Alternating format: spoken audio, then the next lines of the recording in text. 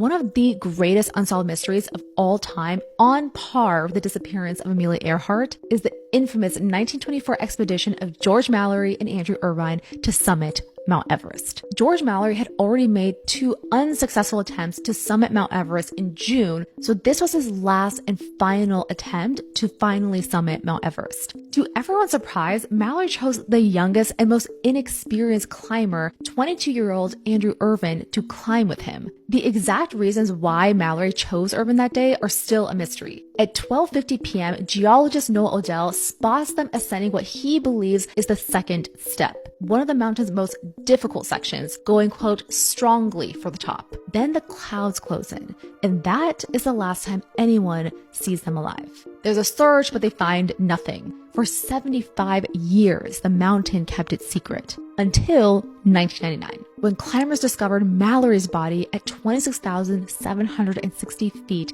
perfectly preserved from the cold. And the details are chilling. There were deep rope marks around his waist, indicative of a fall that was caught by the rope. This suggests that Mallory and Irvine were probably roped together, with Mallory taking a long fall in his final moments. His right leg was nearly broken in half, but his left leg is laid carefully over the injury, suggesting that he may have survived the fall at least briefly before freezing to death. Here's what else they found that really paint a picture of his final moments. They found his snow goggles in his pocket. You only take your goggles off when the sun's going down, which suggests the fall may have happened in the evening as they were descending the mountain. Most notably, the photo of his wife, which he promised to leave at the summit of Mount Everest, wasn't with him. These were all the clues at the time that led people to think the pair did in fact reach the top. But Sandy Irvine's remains were not found with Mallory's, and so that was a big question mark. Did the pair reach the summit together, and if so, why are their bodies not together? Climbers and historians have long searched for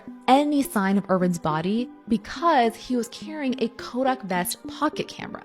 That film, if it survived a century of freezing temperatures, could hold the only proof of their summit or lack thereof. Then last year, a Nat Geo team, including Free Solo's Jimmy Chin, found this: a boot with a foot still inside and a sock covering it with these initials stitched into it. A.C. Irvine. After 100 years, here was the first concrete evidence of Andrew Irvine's whereabouts. The reason why this find is so significant is because if they reached the top, it would predate the first official ascent by Edmund Hillary and Tenzing Norgay by 29 years. Here's the wild part. Chin believes the boot was trapped inside a glacier this entire time and literally melted out just a week before they stumbled across it. Chin isn't revealing the exact location to avoid trophy hunters, but he's confident there's definitely more to find in the area. Maybe even the camera. Did Mallory and Irvine stand on top of the world in 1924 and die on the descent? The mountain is melting and it might finally tell us its secrets. Follow me for more spooky science series all October long, and make sure to subscribe to our YouTube channel for a very special Halloween episode at the end of this month.